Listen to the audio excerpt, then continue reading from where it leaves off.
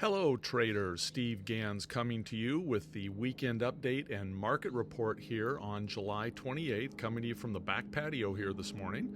Nice morning out. The heat has broken a little bit. Still going to get to about 90, 91 today, but right now it's a nice, comfortable about 73. So anyhow, going through our positions, I like the look of these positions and where they're positioned right now. I do see that, these are at slight losses, and that is, except for this one, of course, which we've already been through a little bit. And this is largely due to the increased volatility. That increased volatility after you're in a position, particularly a butterfly type position, is going to put a little pressure on those. Now, if our market stays in a general range like it kind of did after it started to settle out last week, the volatility will start to dissipate and these will become profitable fairly quickly. In fact, this one, and possibly even this one, it's probably just more of a wider bid-ask spread when the market shuts down over the weekend. And that's probably what's, giving these types of numbers. They're certainly not going to be significantly profitable at this point either, but I don't know that they're all actually down. This one, you will see the one that's further dated out. You're going to see that flashing numbers all over the place. At one point, it was because it's 2 months out, it was flashing as much as $800-900 in profit to $200-300 in loss, literally a second apart. And that's just because, again, those wide bid-ask spreads of something that is 60 days out in the future. That's normal. So the fact that it's positioned where I like it to be in the, under the tent or in the general range of the flat T0 line, that's the critical part to these and the butterflies. Same is true here as well. Then, of course, the wheel strategy, chugging along just fine. If Fortinet stays in this general area and, ideally maybe gets above that 5750 range, over the next 20 days, this is going to decay and we'll have yet more profitability in this when I roll that put out yet again. The double calendar, because those short strikes do expire this coming Friday, I will need to do something with that this week. Again, if our market stays in this general range, my game plan on this, I should be able to close it out at a 10-15% profit probably by Wednesday.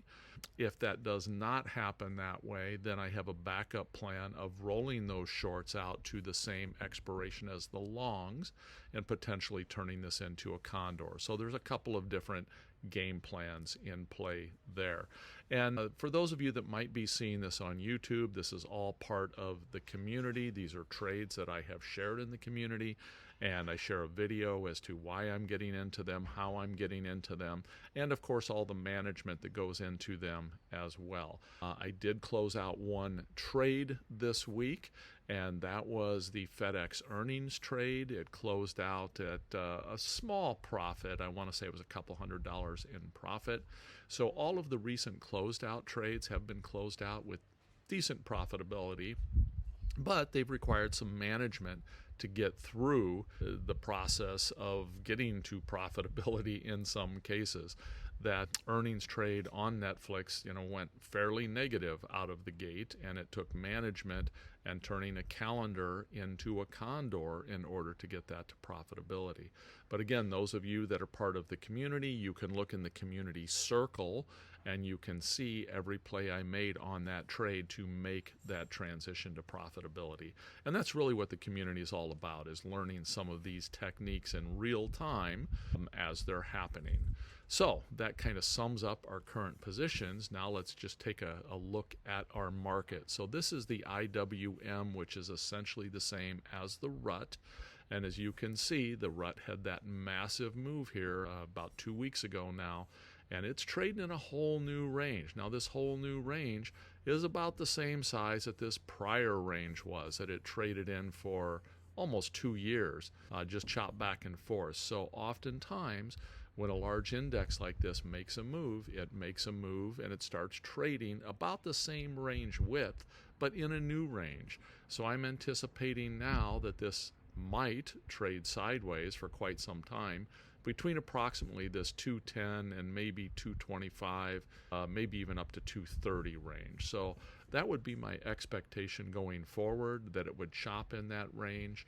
And so that's kind of what our existing rut trade is set up to handle. It's set up to play in that general range. So that's what I'm looking for in IWM.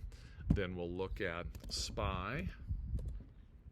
And in SPY, I've drawn two different blocks here, you can see.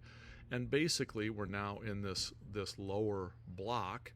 We did break our uptrend line. So this uptrend line right here did get broken. When they break, they can tend to have a fairly significant move. You'll recall in last week's alerts, I mentioned that we might drop down here to this prior, breakout area, if you will, the prior area of resistance, which is that 535 to 540 range. That's exactly what happened. We broke down to that range. We bounced off of it. Now we need to kind of see how the week's going to play out here. My expectation is that we will likely either rally to this roughly 50% point because we had prior resistance there and we had a little support here on the pullback. So we may get into that 550 range and then start to, sell off again. That would create lower highs if that were to occur, and gives us the potential for then making a lower low, which would at that point kind of signal a change in trend. We already have maybe what could be classified as a change in trend right here, because we made a lower high, we made a lower low, lower low. Now, why I'm not calling this a full trend change is because we haven't gone through this prior support area here. If we drop through that prior support area at the bottom of this box, then I think we're fairly certain to be in a downtrend for a little longer period of time. And that's on SPY. Of course, the same is true with SPX. If I move my face out of the way, you'll notice that we are seeing some higher volume here on those down days too. So that does kind of indicate maybe potential for a little more down movement. If we come in and we look at the Qs, we're going to see kind of a similar thing in the Qs. So my expectation after we broke out of this channel was that we were going to come down to this prior support level, which we did. We bounced off that, bounced a little higher, but then we broke down through that, and I said the next area is going to be right at this area right here where we have this top, which had been resistance, and then that became support after we broke through, came back, touched that at least twice, and then kind of went through it a little bit here on Thursday, which is not a great sign. Again, went through it on higher volume. So I think the Qs are a little more prone to some additional downside movement. If they rally, I would expect a rally up here to the 472 range roughly, and then possibly moving lower from there. So got to be a little more careful here on anything in the Qs. Again, I don't really trade the Qs per se because that particular index has extremely wide bid-ask spread, so I tend to stick to the SPX and, of course, IWM or RUT, as opposed to getting into the Qs. All that said, I may start to entertain a couple directional trades here. If we come back up into this area and I see a stall and some selling coming in, I'm not sure that I won't be buying a put spread on the Qs or selling a call spread, one of those two more directional types of trades.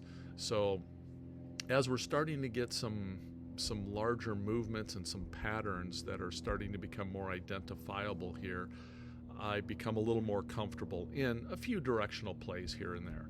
So be looking for those possibly to crop up later this week.